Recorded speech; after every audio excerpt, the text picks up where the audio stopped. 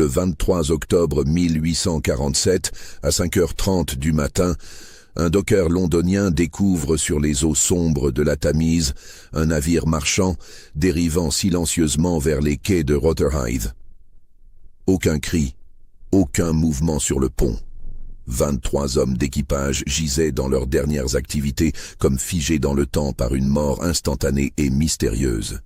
Cette découverte macabre allait déclencher l'une des enquêtes les plus troublantes que Scotland Yard ait jamais menées et l'une des rares qu'elle n'ait jamais pu classer. Abonnez-vous à notre chaîne et commentez de quelle ville vous nous écoutez. Maintenant, laissez-moi vous raconter cette histoire que les archives officielles ont préféré oublier. En cette année 1847, Londres règne en maîtresse absolue sur les mers du monde. Victoria Ier occupe le trône depuis 10 ans et l'Empire britannique étend ses tentacules commerciaux jusqu'aux confins de l'Inde, de la Chine et de l'Australie.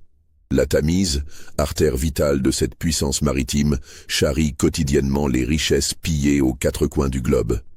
Épices, soieries, pierres précieuses et objets d'art arrachés aux civilisations conquises. Les docks de Londres grouillent d'une activité fébrile dès les premières lueurs de l'aube. Des centaines de navires de toute taille remontent le fleuve boueux, transportant les trésors de l'Orient vers les coffres des marchands de la City. C'est dans cette atmosphère de prospérité impériale teintée d'une brutalité coloniale assumée que notre histoire trouve ses racines les plus sombres. La Compagnie britannique des Indes orientales, cette puissante organisation privée qui gouverne de facto un sous-continent entier, maintient SES bureau dans les imposants bâtiments de Leadenhall Street. SES directeur, véritable nabab moderne, accumule des fortunes colossales grâce à un système d'exploitation méthodique des populations locales. Mais en cette année 1847, des rumeurs inquiétantes commencent à circuler dans les salons feutrés de Mayfair concernant certaines pratiques de la compagnie qui dépasseraient même les standards brutaux de l'époque. Le gouvernement de Lord John Russell navigue entre les pressions moralisatrices des réformateurs et les impératifs économiques d'un empire en expansion constante. Les débats au Parlement sur les méthodes coloniales se font plus véhéments, alimentés par les témoignages troublants de quelques officiers revenus des Indes avec leur conscience pour tout bagage. C'est dans ces contextes tendus que le navire marchand Calcutta Dawn remonte la Tamise en matin d'octobre, porteur d'un chargement qui va faire vaciller les fondements même de l'establishment britannique. Thomas Hartwell, docker expérimenté âgé de 42 ans, travaille sur les quais de Rotherhithe depuis plus de 20 années. Il a vu passer tous les types de navires, des élégantes frégates de la Royal Navy aux lourds bâtiments marchands chargés jusqu'à la ligne de flottaison. Mais jamais il n'avait observé un spectacle aussi troublant que celui qui s'offre à ses yeux en matin brumeux d'octobre. Le Calcutta Dawn dérive lentement vers les embarcadères, ce voile partiellement affalé claquant mollement dans la brise matinale. Aucune fumée ne s'échappe de la cuisine, aucun matelot n'apparaît sur le pont pour préparer l'accostage. Le silence qui enveloppe le navire contraste violemment avec l'agitation habituelle des arrivées matinales. Hartwell fait signe à ce collègue et ensemble ils lancent des cordages vers le navire fantôme. Leurs appels restent sans réponse. L'inquiétude grandit lorsqu'ils parviennent finalement à amarrer le bâtiment et à monter à bord. Le pont supérieur révèle un spectacle d'une étrangeté saisissante. Le capitaine Edmund Fairfax gît près de la barre, ses mains encore crispées sur la roue de gouvernail. Ses yeux grands ouverts fixent l'horizon dans une expression de surprise figée. Aucune trace de violence, aucune blessure visible. Il semble simplement s'être arrêté de vivre au milieu de son quart. Plus troublant encore, l'équipage entier semble avoir été frappé de la même manière inexplicable. Le second, Henry Bramwell, est effondré sur une carte marine qu'il était manifestement en train d'étudier. Sa plume d'oie pend encore entre ses doigts, une tache d'encre fraîche s'étalant sur le parchemin comme une larme noire. Dans les cordages, 3 matelots sont suspendus dans des positions impossibles, comme s'ils avaient été foudroyés en pleine manœuvre. Leurs visages ne portent aucune trace de souffrance, mais plutôt une expression de stupéfaction, comme s'ils avaient vu quelque chose d'absolument incroyable dans leurs derniers instants. La cuisine révèle le cuisinier Joshua Mills, penché sur sa marmite, une louche à la main, le regard perdu dans le vide. La soupe bout encore doucement, indiquant que la mort a frappé très récemment. Les légumes fraîchement coupés sur la planche témoignent d'une activité interrompue brutalement. Dans les cabines inférieures, les marins de quart reposent dans leur hamac, certains tenant encore un livre ou une lettre de leur famille. Leurs visages paisibles contrastent avec l'horreur de la situation. Il n'y a ni trace de lutte, ni signe d'empoisonnement classique, ni symptômes de maladie contagieuse. Au total, 23 hommes constituent ce macabre tableau figé dans le temps. 23 vies interrompues simultanément par une cause que les premiers témoins ne parviennent pas à identifier. Thomas Hartwell, malgré SES années d'expérience sur les docks londoniens, sent SES mains trembler lorsqu'il redescend du navire pour alerter les autorités. Il ne sait pas encore qu'il vient de découvrir le premier acte d'un drame qui va ébranler les plus hautes sphères du pouvoir britannique. L'arrivée des autorités sur les docks de Rotherhithe transforme rapidement la scène en un théâtre d'investigation méthodique. L'inspecteur principal, Charles Pemberton de Scotland Yard, homme méticuleux âgé de 51 ans, prend personnellement en charge cette affaire extraordinaire. Accompagné du médecin légiste Dr William Ashwood et de 3 constables expérimentés, il monte à bord du Calcutta Dawn avec la ferme intention de percer ce mystère. Le Dr Ashwood procède immédiatement à l'examen des corps. SE's premières observations confirment l'absence totale de violence externe. Aucune plaie, aucune trace de strangulation, aucun signe d'empoisonnement évident.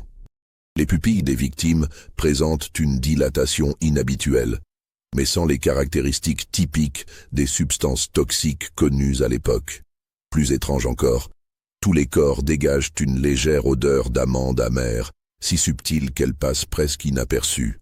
Cette particularité intrigue le médecin, qui note soigneusement ces détails dans son rapport préliminaire. L'inspection minutieuse du navire révèle une cargaison officiellement composée d'épices, de tissus précieux et d'objets d'artisanat indien destinés aux riches demeures londoniennes. Les documents de bord, signés par le capitaine Fairfax, indiquent un voyage de routine entre Calcutta et Londres, avec escale à Madras et au Cap de Bonne-Espérance. Cependant, l'inspecteur Pemberton remarque rapidement plusieurs anomalies troublantes. Premièrement, le manifeste de cargaison semble incomplet. Certaines caisses dans la cale ne correspondent à aucune référence sur les documents officiels. Deuxièmement, le journal de bord du capitaine Fairfax s'interrompt brutalement 3 jours avant l'arrivée à Londres, sans explication. Plus préoccupante encore, une fouille approfondie de la cabine du capitaine révèle une lettre inachevée dissimulée dans un tiroir secret de son bureau. L'écriture tremblante contraste avec l'élégance habituelle de Fairfax. « Mon très cher Edward, je crains que nous n'ayons accepté un fret qui nous dépasse.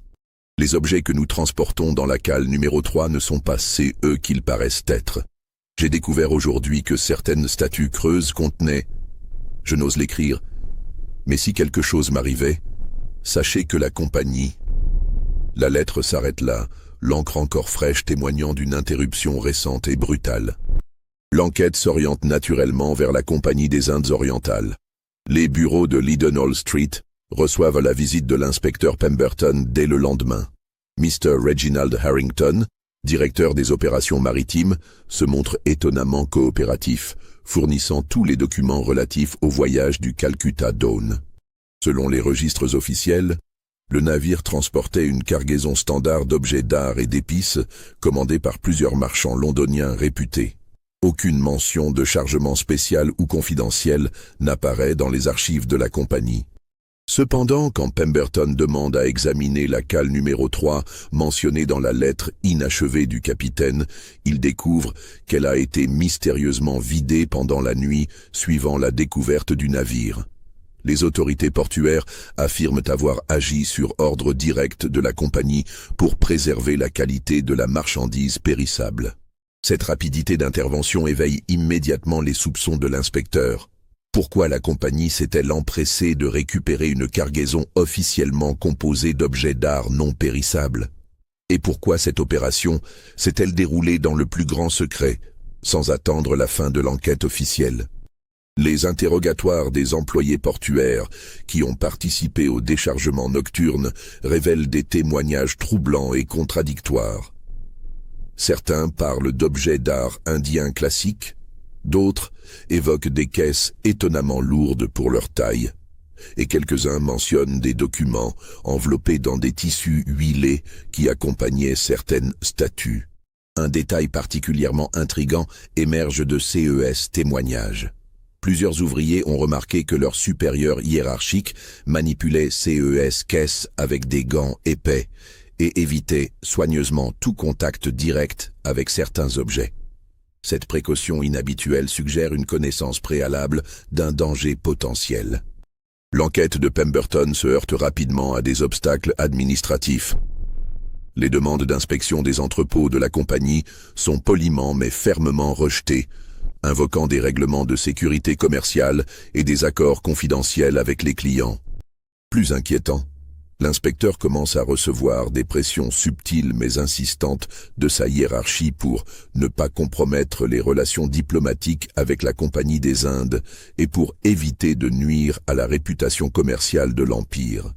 Ces interventions, inhabituelles dans le cadre d'une enquête criminelle, suggèrent que l'affaire du Calcutta Down touche des intérêts bien plus puissants que ne le laissaient supposer les premières observations.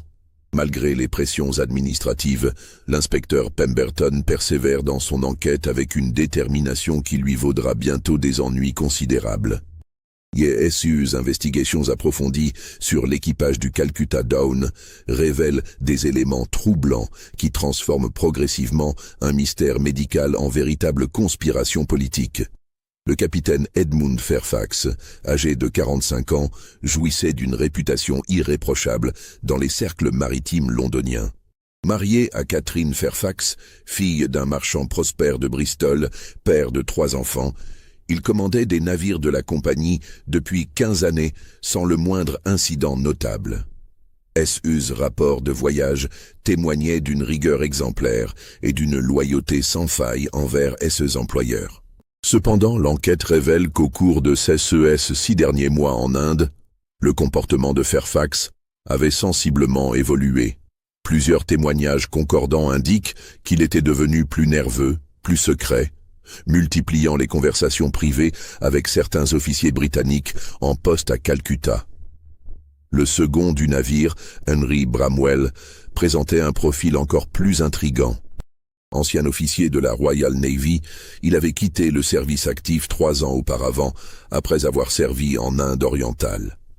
Ses états de service militaire révèlent une participation à plusieurs opérations confidentielles dans la région de Bengale, dont les détails restent classifiés même pour Scotland Yard. L'examen minutieux des effets personnels de Bramwell, retrouvé dans sa cabine, révèle un carnet personnel dont certaines pages ont été soigneusement découpées. Les pages restantes contiennent des notes cryptiques faisant référence à des documents de délit, à des preuves compromettantes et à un mystérieux dossier placé. Cette dernière référence attire immédiatement l'attention de Pemberton. La bataille de Plassey, livrée en 1757, avait établi la domination britannique au Bengale grâce à la trahison du général Mir Jafar, acheté par Robert Clive. Mais pourquoi un officier de marine ferait-il référence à des événements vieux de 90 ans dans des notes personnelles récentes? L'enquête s'étend naturellement aux familles des victimes. Catherine Fairfax reçoit l'inspecteur dans sa demeure de Greenwich avec une dignité remarquable, malgré sa douleur évidente.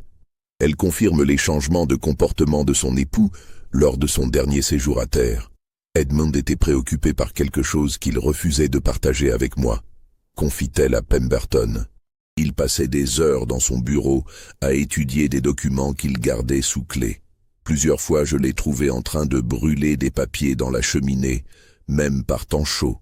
Quand je lui demandais des explications, il répétait seulement « Certaines vérités sont trop dangereuses pour être connues, ma chérie. Mrs. Fairfax révèle également que son époux avait reçu, quelques semaines avant son dernier départ, la visite d'un homme qu'elle ne connaissait pas. Un gentleman d'apparence distinguée, parlant avec un accent légèrement indien, qui s'était entretenu longuement avec le capitaine dans son bureau privé. Après cette visite, Edmund était devenu encore plus sombre. Il m'a fait promettre de brûler tous ses papiers personnels si quelque chose lui arrivait et de ne jamais faire confiance aux représentants de la Compagnie des Indes orientales. Cette révélation pousse Pemberton à enquêter plus profondément sur les connexions entre l'équipage du Calcutta Dawn et les opérations secrètes de la Compagnie en Inde. Seuses recherches dans les archives navales révèlent que plusieurs membres de l'équipage avaient servi ensemble sur d'autres navires, effectuant des missions spéciales pour le compte d'officiels haut placés de la compagnie. Le matelot James Crawford, par exemple, avait participé à 3 voyages consécutifs transportant CE que les manifestes désignaient pudiquement comme effet personnel de rapatriement. Or, CES, effet personnel, nécessitait étrangement des cales blindées et des mesures de sécurité dignes du transport d'or ou de pierres précieuses. L'enquête révèle également que plusieurs navires ayant effectué ce type de mission avaient subi des accidents mystérieux au cours des dernières années. Le Somerset Castle avait coulé au large de Gibraltar dans des circonstances inexpliquées. Le Bengal Star s'était échoué sur les côtes françaises avec une cargaison partiellement détruite par un incendie accidentel. Dans tous les cas, les équipages survivants avaient été rapidement et discrètement réaffectés à des postes terrestres ou avaient quitté le service de la compagnie avec de généreuses indemnités de départ. Ces découvertes convergent vers une conclusion troublante. Le Calcutta Dawn transportait vraisemblablement des documents ou des objets si compromettants que leur simple connaissance justifiait l'élimination de quiconque y avait eu accès. Mais quel secret pouvait être si explosif qu'il nécessitait de faire taire définitivement 23 hommes? Et surtout, par quels moyens techniques avait-on pu provoquer leur mort simultanée sans laisser de traces évidentes? L'enquête de Pemberton entre dans une phase nouvelle et dangereuse quand il décide d'identifier et d'interroger le mystérieux visiteur du capitaine Fairfax. Cette décision va déclencher une série d'événements qui transformeront l'inspecteur de Scotland Yard de chasseur en proie. La recherche du mystérieux visiteur du capitaine Fairfax mène l'inspecteur Pemberton dans les méandres obscurs de la société coloniale britannique de retour en métropole. Sa description, un gentleman distingué à l'accent légèrement indien, correspond à plusieurs dizaines d'anciens fonctionnaires de la Compagnie des Indes orientales établis à Londres après leur service colonial. Pemberton commence méthodiquement par consulter les registres du Colonial Club de Pall Mall, institution prestigieuse regroupant les anciens serviteurs de l'Empire, revenus fortune faite des colonies. L'accueil qu'il y reçoit est d'une politesse glaciale qui dissimule mal une hostilité palpable. Le secrétaire du club, Major Geoffrey Thornton, homme au visage buriné par 30 années de soleil indien, se montre étonnamment évasif concernant les membres ayant pu rendre visite au capitaine Fairfax. « Nous ne tenons pas de registre des déplacements privés de nos membres, inspecteur. Le respect de la vie privée est l'un de nos principes fondamentaux. Cependant, une indiscrétion involontaire du barman permet à Pemberton d'identifier un suspect potentiel. Sir Percival Ramsay, ancien administrateur du district de Murshidabad au Bengale, rentré à Londres il y a 2 ans avec une fortune considérable et des manières étrangement furtives. Sir Percival réside dans une imposante demeure de Belgravia, entourée de jardins à l'indienne et gardée par des domestiques sikhs, d'une loyauté apparemment absolue. Quand Pemberton se présente à sa porte, il est reçu avec une courtoisie exquise, mais une nervosité manifeste. Ramsay est un homme de 62 ans, au teint hâlé et aux yeux perçants qui trahissent une intelligence redoutable.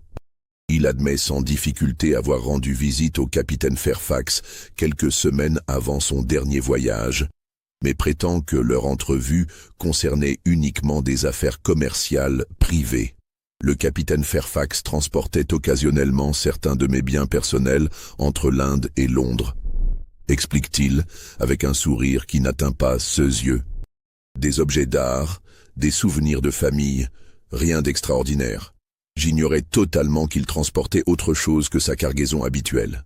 Mais l'instinct policier de Pemberton détecte quelque chose de profondément troublant dans l'attitude de Sir Percival. Ses mains tremblent légèrement quand il allume sa pipe, et son regard évite constamment celui de l'inspecteur.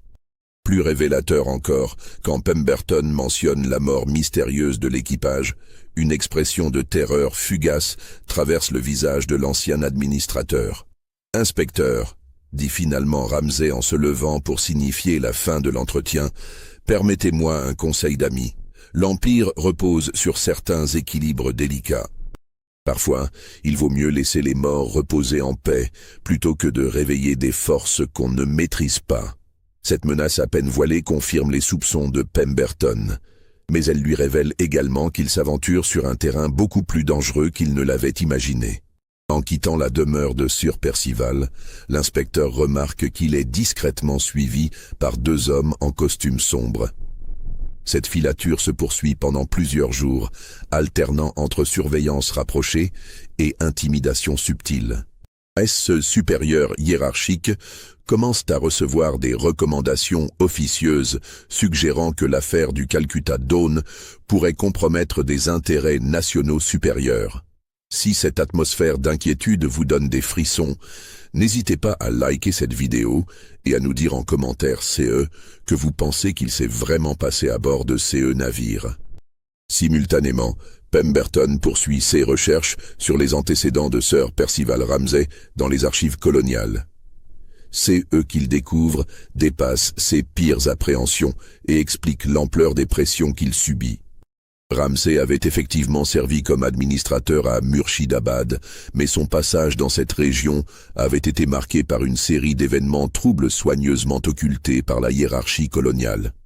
Entre 1842 et 1845, plusieurs princes locaux s'étaient mystérieusement dessaisis de leurs terres ancestrales au profit de la Compagnie des Indes orientales, dans des conditions que les rapports officiels qualifiaient de négociations couronnées de succès. Cependant, des documents confidentiels partiellement accessibles à Scotland Yard révèlent une réalité bien plus sombre. Ces négociations avaient été précédées par la mort suspecte de plusieurs héritiers princiers, la découverte opportune de complots contre l'autorité britannique et la production miraculeuse de documents historiques prouvant les droits ancestraux de la compagnie sur CES territoire. Sir Percival Ramsay avait été l'architecte de CES Opérations, s'appuyant sur un réseau complexe d'informateurs locaux, de faussaires habiles et de mercenaires discrets. Les profits de CES Annexions frauduleuses s'élevaient à plusieurs millions de livres sterling, dont une partie non négligeable avait mystérieusement disparu des comptes officiels de la compagnie. Plus troublant encore, les archives révèlent que Ramsay avait constitué un dossier détaillé de SUS Opérations, incluant des preuves compromettantes sur la participation de hauts fonctionnaires londoniens à CES Entreprises criminelles. Ce dossier, désigné sous le nom de code Placé Files en référence à la célèbre bataille, était réputé contenir des informations capables de faire s'effondrer plusieurs carrières politiques et de provoquer un scandale international. La découverte de ces éléments éclaire soudain d'un jour nouveau la mort de l'équipage du Calcutta Dawn. Si CUS, fameux Placé Files, avaient été découverts par le capitaine Fairfax dans sa cargaison secrète, leur contenu explosif justifiait effectivement des mesures extrêmes pour empêcher leur divulgation. Mais comment les conspirateurs avaient-ils pu éliminer simultanément 23 hommes sans laisser de traces ? Et surtout, pourquoi avoir pris le risque de laisser dériver le navire sur la Tamise au lieu de le faire discrètement disparaître en haute mer ? L'enquête de Pemberton atteint un tournant décisif quand il reçoit, par courrier anonyme, un fragment de document qui va révéler la terrible vérité sur les méthodes employées pour faire taire définitivement les témoins gênants. Le document, rédigé sur papier à en tête de la Compagnie des Indes orientales, mais sans signature ni date, contient des instructions techniques d'une précision glaçante. L'utilisation du composé, extrait des graines de Strychnos nux vomica, préparé selon les méthodes traditionnelles bengali et mélangé aux vapeurs d'opium dans un système de diffusion lente, permet d'obtenir une paralysie respiratoire progressive sans symptômes préalables. La mort survient dans un délai de 15 à 20 minutes après l'exposition, conservant aux victimes une apparence paisible. Le mélange se dissipe naturellement sans laisser de traces détectables par les méthodes d'analyse européennes contemporaines. Cette révélation technique explique enfin le mystère de la mort simultanée de l'équipage. Les conspirateurs avaient utilisé un poison sophistiqué d'origine indienne, diffusé dans l'air du navire par un système ingénieux qui avait frappé tous les hommes en même temps. Mais qui avait eu accès au navire pour installer ces dispositifs meurtriers? Et comment expliquer que les conspirateurs aient laissé dériver le Calcutta Dawn vers Londres au lieu de le faire disparaître discrètement? La réponse à ces questions va révéler l'aspect le plus terrifiant de cette conspiration. L'existence d'un traître au sein même de l'équipage, un homme qui avait survécu au poison pour mieux orchestrer la découverte du navire fantôme selon un plan minutieusement préparé. La découverte du document technique anonyme pousse l'inspecteur Pemberton à réexaminer méticuleusement la scène de crime initiale. Si un dispositif de diffusion de poison avait été installé à bord du Calcutta Dawn, il devait nécessairement en subsister des traces matérielles, aussi subtiles soient-elles. Accompagné du docteur Ashwood et d'un expert en ventilation navale, Pemberton retourne sur le navire amarré dans un bassin sécurisé des docks royaux. Cette fois, leur inspection se concentre sur les systèmes d'aération et de circulation d'air du bâtiment. L'examen révèle rapidement des anomalies significatives. Dans la cale numéro 3, celle-là même mentionnée dans la lettre inachevée du capitaine Fairfax, plusieurs conduits d'aération présentent des modifications récentes. Des raccords de cuivre brillants contrastent avec la patine ancienne du reste de l'installation, trahissant des travaux récents. Plus troublant encore, l'expert découvre les restes d'un dispositif ingénieux dissimulé dans le système principal de ventilation. Une série de petits réservoirs en verre reliés à un mécanisme d'horlogerie de précision. Bien que partiellement démantelés, ces dispositifs portent encore les traces d'un liquide huileux à l'odeur caractéristique d'amande amère.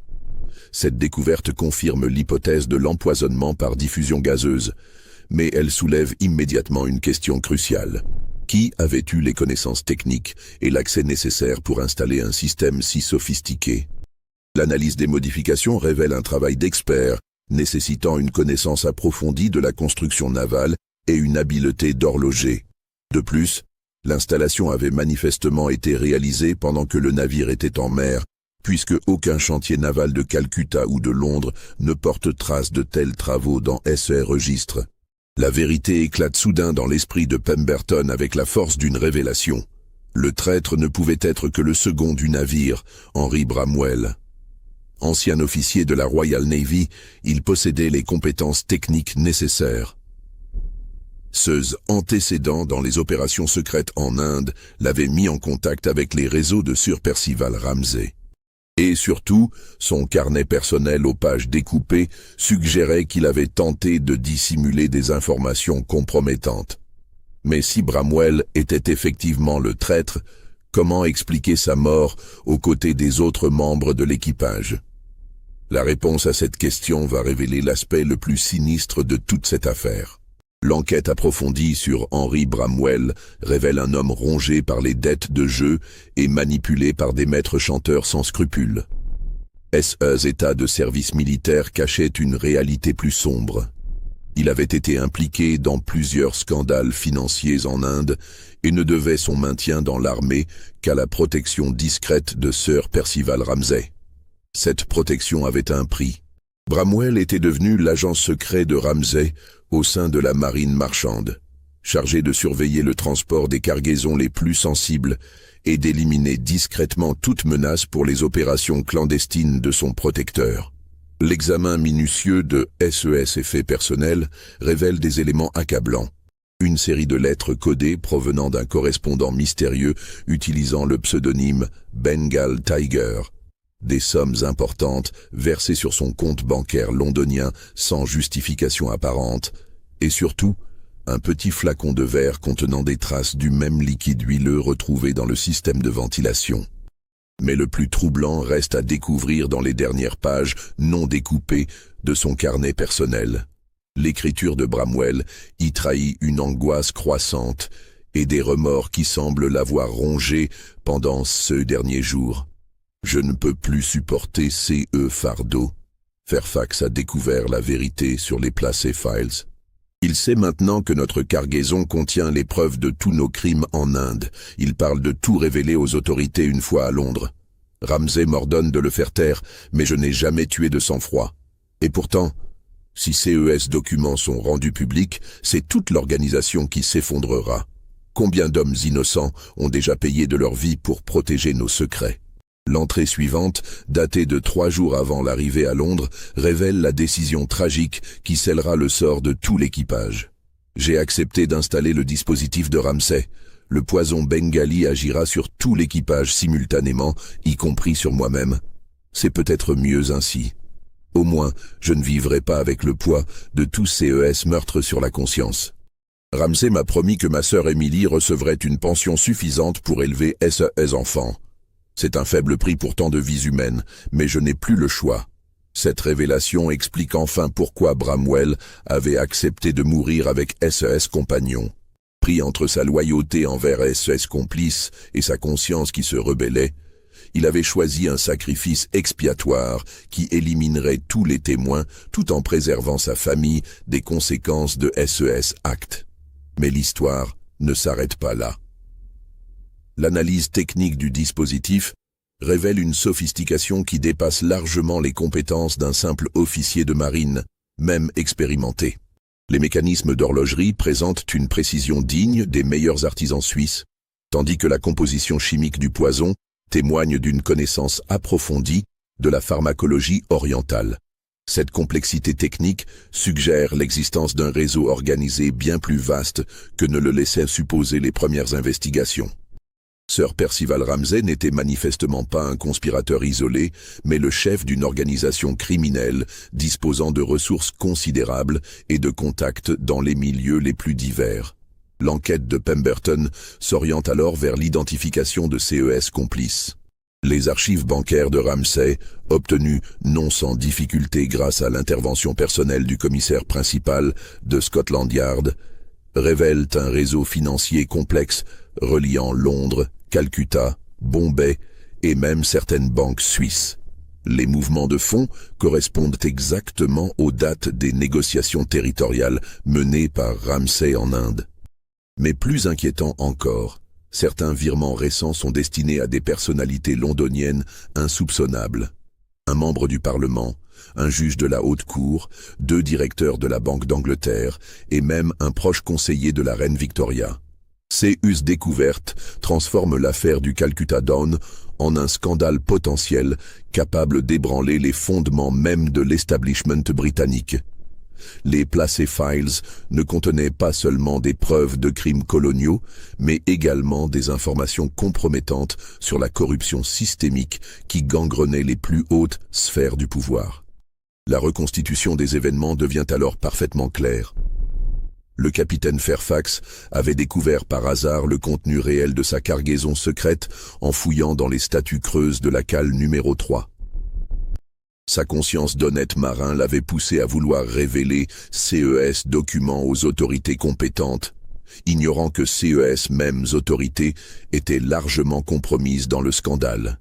Bramwell, informé des intentions de son capitaine par contact londonien, avait reçu l'ordre d'éliminer tous les témoins potentiels. Le poison bengali offrait une solution parfaite. Une mort apparemment naturelle qui ne laisserait aucune trace incriminante et permettrait de récupérer discrètement les documents compromettants. Cependant, l'orgueil de Ramsay et de ses complices les poussa à commettre une erreur fatale. Plutôt que de faire disparaître le navire en haute mer, ils décidèrent de le laisser dériver vers Londres pour créer un mystère insoluble qui détournerait l'attention des autorités de leurs véritables activités. Cette mise en scène sophistiquée visait à transformer un assassinat multiple en énigme maritime, comptant sur l'incompétence supposée de Scotland Yard pour éviter toute investigation approfondie. Il n'avait pas prévu la ténacité de l'inspecteur Pemberton, ni sa capacité à reconstituer méthodiquement la vérité malgré les obstacles administratifs et les menaces voilées. Mais cette victoire de l'enquête policière va rapidement se transformer en piège mortel pour l'inspecteur lui-même. L'identification des complices de Sir Percival Ramsay place l'inspecteur Pemberton dans une position périlleuse qu'il ne mesure pas immédiatement.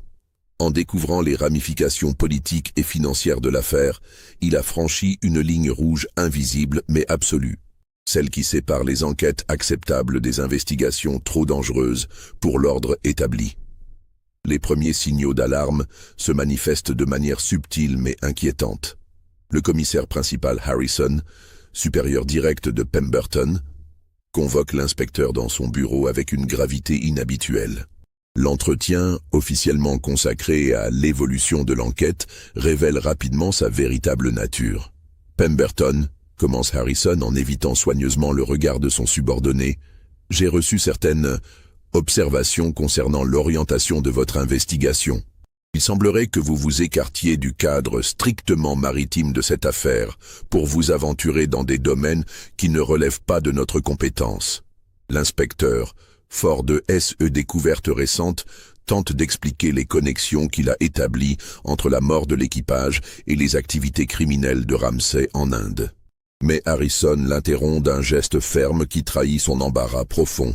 « Ces allégations sont très graves, Pemberton, trop graves pour être traitées à notre niveau. J'ai reçu instruction de transmettre votre dossier aux autorités compétentes du Colonial Office. Votre enquête sur l'aspect maritime de l'affaire peut continuer, mais vous devez immédiatement cesser toute investigation concernant les personnalités politiques ou les opérations coloniales. » Cette mise en garde, formulée dans le langage feutré de l'administration britannique, équivaut en réalité à un ordre de silence. Pemberton comprend qu'il a touché des intérêts si puissants que même Scotland Yard ne peut les affronter directement.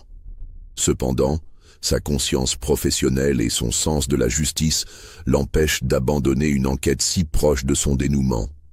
Il décide de poursuivre discrètement ses investigations tout en faisant officiellement mine de se conformer aux directives reçues. Cette décision courageuse mais imprudente va déclencher une escalade dangereuse dont il ne mesure pas encore les conséquences potentielles. Les jours suivants, Pemberton remarque des changements subtils mais inquiétants dans son environnement professionnel et personnel. Ses collègues, habituellement conviviaux, adoptent une attitude distante. Ses demandes d'accès aux archives sont systématiquement retardées par des problèmes administratifs inexplicables. Ses rapports d'enquête semblent disparaître mystérieusement de son bureau pour réapparaître avec des annotations marginales non autorisées. Plus préoccupante encore, sa correspondance privée présente des signes évidents de manipulation.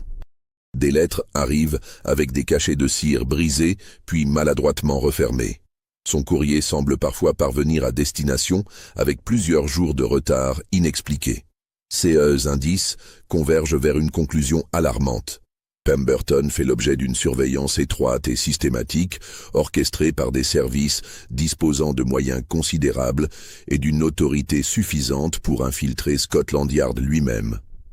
La situation prend un tour dramatique quand l'inspecteur découvre que son domicile londonien a été discrètement fouillé pendant son absence.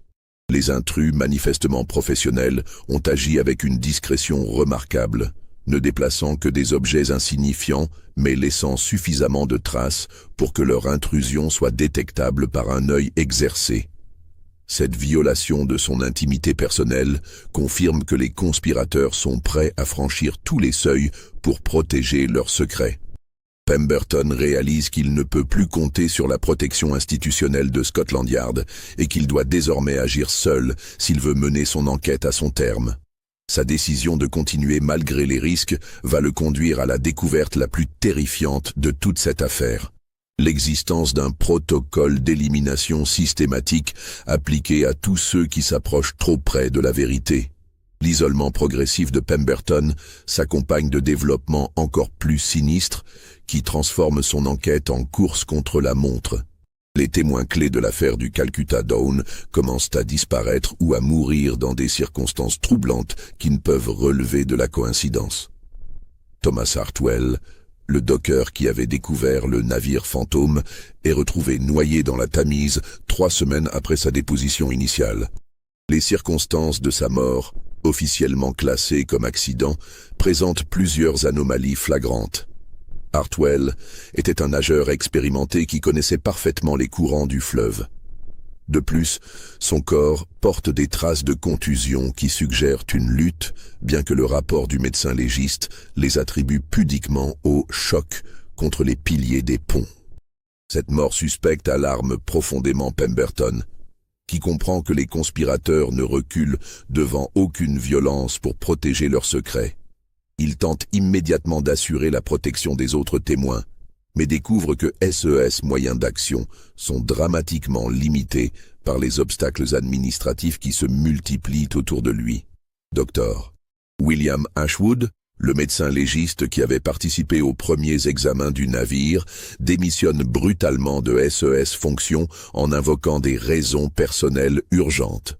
Quand Pemberton tente de le contacter à son domicile, il découvre que la famille Ashwood a quitté Londres dans la précipitation, laissant derrière elle une maison à moitié vidée et des dettes importantes contractées mystérieusement au cours des dernières semaines. Cette fuite précipitée suggère que Dr. Ashwood a été soit menacé, soit acheté par les conspirateurs. Dans les 2 cas, son témoignage sur les circonstances médicales de la mort de l'équipage devient inaccessible, privant l'enquête d'un élément crucial. Plus troublante encore, Catherine Fairfax, la veuve du capitaine, cesse brutalement de répondre aux convocations de Scotland Yard. Quand Pemberton se rend à son domicile de Greenwich, il découvre que la propriété a été vendue en urgence à un acheteur anonyme représenté par un notaire londonien réputé pour sa discrétion absolue. Les voisins rapportent que Miss Fairfax a quitté sa demeure en pleine nuit, accompagnée de SES enfants et de plusieurs mâles, sans donner d'explication ni laisser d'adresse de correspondance. Cette disparition organisée porte toutes les marques d'une exfiltration professionnelle destinée à soustraire définitivement un témoin gênant aux investigations policières. Ces disparitions successives ne relèvent manifestement pas du hasard, mais d'une stratégie méthodique d'effacement des preuves et des témoins. Pemberton réalise avec horreur qu'il assiste à la mise en œuvre d'un plan soigneusement préparé pour faire disparaître toute trace de l'affaire du Calcutta Dawn. Mais le plus effrayant reste à venir quand l'inspecteur découvre que cette stratégie d'élimination ne se limite pas aux témoins directs, mais s'étend également aux enquêteurs trop perspicaces.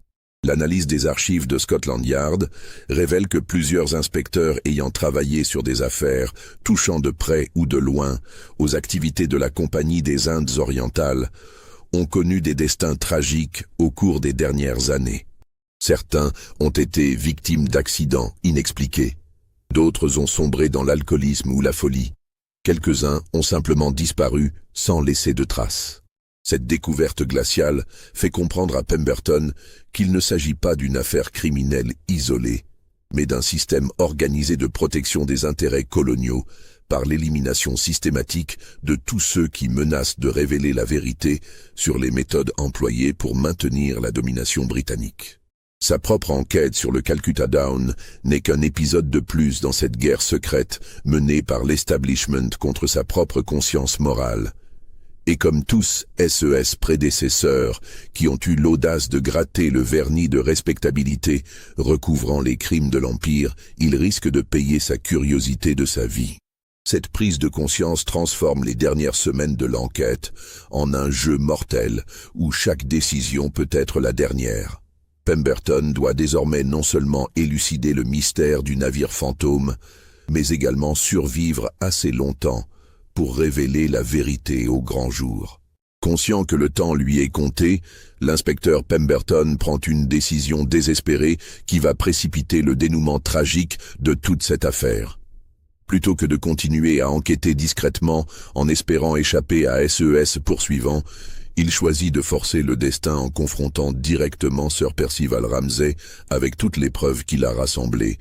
Cette stratégie audacieuse repose sur un calcul risqué. En révélant publiquement l'étendue de SES découverte, il espère contraindre les conspirateurs à négocier plutôt qu'à l'éliminer, car sa mort soudaine après de telles révélations attirerait inévitablement l'attention sur l'affaire qu'il tente d'étouffer. Le 28 novembre 1847, exactement un mois après la découverte du Calcutta Dawn, Pemberton se présente au domicile de Sir Percival avec un dossier complet de SES Investigation. Sa démarche, officiellement présentée comme une consultation confidentielle sur des questions de sécurité coloniale, dissimule en réalité un chantage sophistiqué. L'accueil que lui réserve Ramsay diffère radicalement de leur première rencontre. Loin de la nervosité mal dissimulée qu'il avait montrée précédemment, l'ancien administrateur colonial fait preuve d'une sérénité inquiétante qui trahit une préparation minutieuse à cette confrontation. « Inspecteur Pemberton », déclare-t-il avec un sourire glacial, « je vous attendais. Vos investigations ont fait beaucoup de bruit dans certains cercles. Nous avons pensé qu'il était temps d'avoir une conversation franche sur l'avenir de votre carrière. » Cette formulation ambiguë révèle immédiatement que Ramsay ne se considère pas comme isolé face à l'enquêteur, mais comme le représentant d'un groupe disposant de moyens considérables. L'utilisation du pronom « nous » confirme que Pemberton affronte non pas un criminel individuel, mais une organisation structurée. La suite de l'entretien va révéler l'étendue terrifiante de cette organisation et la sophistication de SES méthode. Vous avez découvert une partie de la vérité sur les Placéphiles, continue Ramsay, en versant calmement du thé dans 2 tasses de porcelaine fine. Mais vous n'avez pas saisi l'ampleur réelle de CE que vous appelez naïvement une conspiration. CE que vous prenez pour un crime n'est en réalité qu'un aspect nécessaire de la gouvernance impériale. Cette déclaration stupéfiante transforme soudain la perspective de toute l'affaire. Ramsay ne nie pas les accusations de Pemberton, mais les recontextualise dans une logique politique qui dépasse largement le cadre d'une enquête criminelle classique. L'Empire britannique, poursuit-il avec une conviction tranquille, ne repose pas sur la bonne volonté des populations colonisées, inspecteur, il repose sur un équilibre sophistiqué de force, de ruse et de terreur. Les méthodes que vous qualifiez de criminelles ne sont que les outils nécessaires au maintien de cet équilibre. Ramsay révèle alors que les Placéphiles ne constituaient qu'un échantillon des archives secrètes de l'Empire, documentant soigneusement tous les crimes nécessaires commis pour maintenir la domination britannique.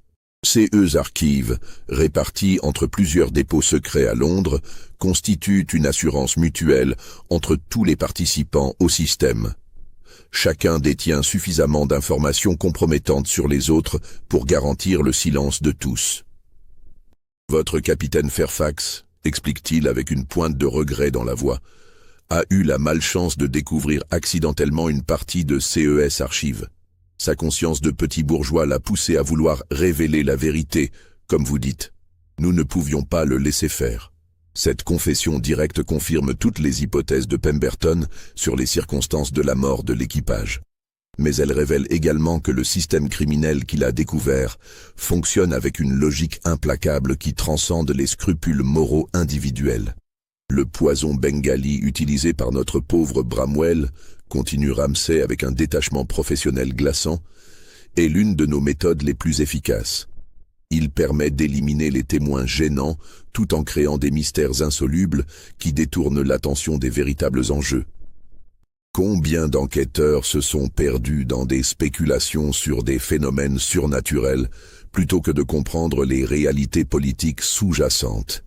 Cette révélation explique enfin pourquoi les conspirateurs avaient choisi de laisser dériver le Calcutta Dawn vers Londres au lieu de le faire discrètement disparaître. Le mystère du navire fantôme était délibérément conçu pour fasciner l'opinion publique et les enquêteurs avec son aspect spectaculaire, détournant ainsi l'attention de la véritable nature des documents transportés. Mais la conversation prend un tour encore plus sinistre quand Ramsay aborde directement l'avenir de Pemberton. Vous vous trouvez maintenant, inspecteur, dans une position délicate. Vous en savez trop pour vivre normalement, mais vous pourriez en savoir assez pour nous être utile. Nous vous offrons le choix que nous offrons à tous ceux qui découvrent nos méthodes, rejoindre notre organisation ou disparaître discrètement. Cette proposition révèle la méthode ultime employée par les conspirateurs pour protéger leurs secrets. La corruption systématique de tous ceux qui s'approchent trop près de la vérité.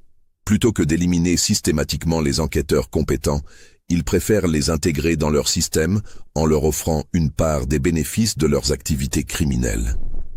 Réfléchissez bien, Pemberton, conclut Ramsay en se levant pour signifier la fin de l'entretien. Vous avez 48 heures pour nous donner votre réponse. Passé ce délai, nous considérerons que vous avez fait votre choix. Cet ultimatum place l'inspecteur face au dilemme moral le plus atroce de sa carrière. Accepter de devenir complice des crimes qu'il a découverts pour sauver sa vie, ou maintenir son intégrité au prix d'une mort certaine. La suite des événements va révéler que ces choix apparents n'en étaient pas un, et que les conspirateurs avaient depuis longtemps décidé du sort de l'inspecteur trop perspicace.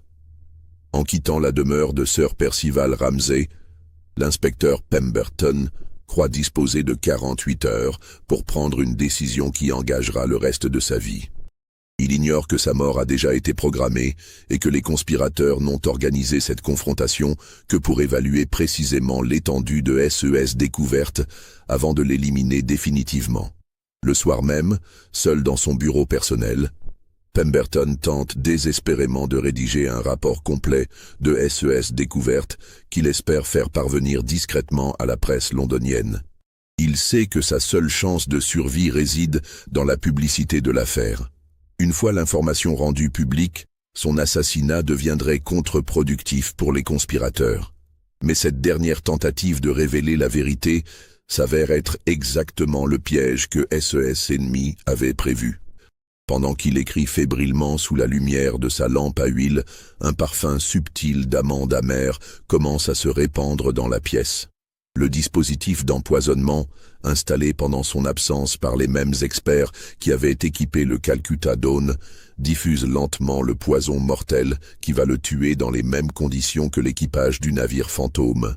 Pemberton ressent les premiers symptômes, un léger vertige, une sensation de froid, mais sa concentration intense sur son rapport l'empêche d'en comprendre immédiatement la signification.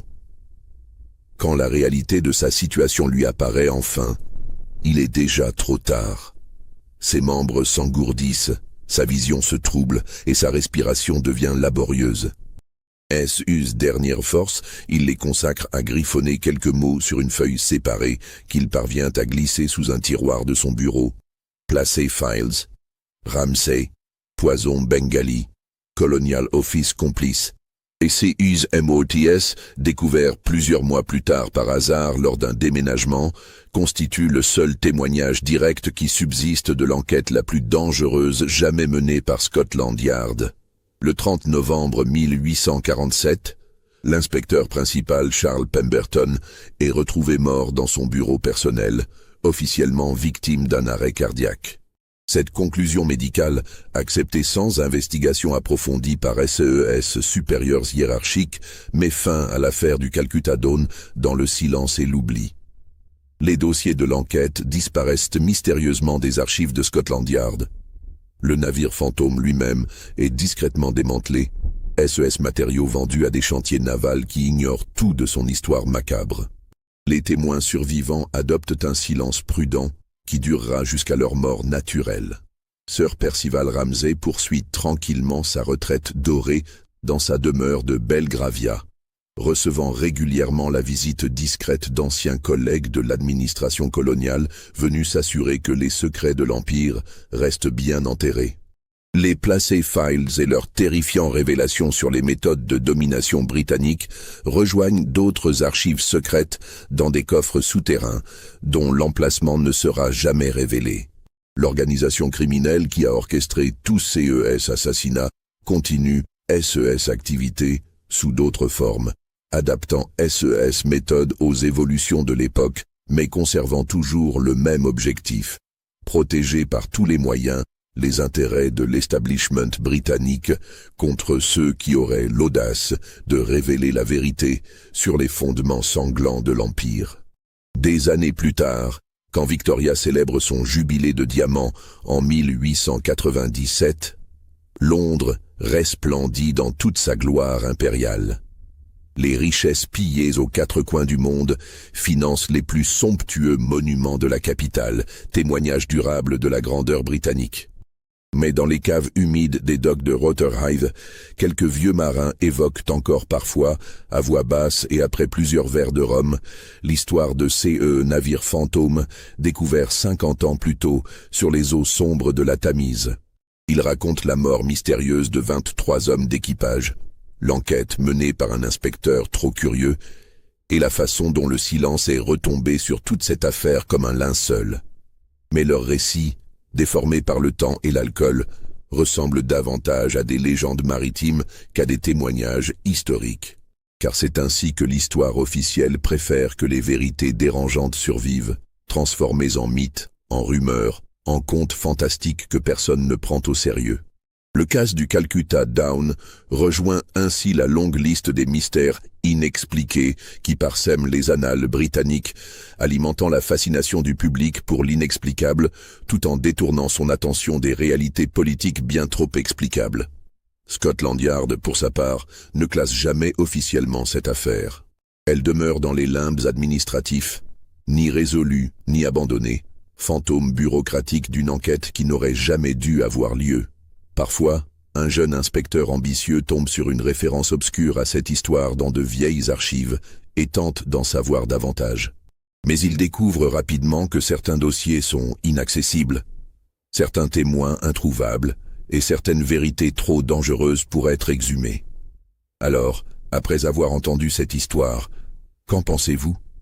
Croyez-vous que tout a vraiment été révélé sur ces mystérieux navires fantômes de la Tamise? Ou pensez-vous que d'autres secrets restent encore enterrés dans les archives secrètes de l'Empire britannique? Dites-nous ce que vous en pensez en commentaire. N'hésitez pas à vous abonner si cette plongée dans les mystères sombres de l'histoire vous a fasciné. Et partagez cette vidéo avec tous ceux qui, comme vous, s'interrogent sur les vérités que l'histoire officielle préfère garder dans l'ombre. Car au fond, la question demeure. Dans un monde où le pouvoir et l'argent peuvent acheter le silence de Scotland Yard elle-même, combien d'autres affaires ont-elles été enterrées dans l'oubli? Combien d'inspecteurs trop curieux ont-ils payé de leur vie leur quête de vérité? Et combien de navires fantômes dérivent-ils encore sur la Tamise de notre époque, transportant des secrets que nous ne découvrirons peut-être jamais?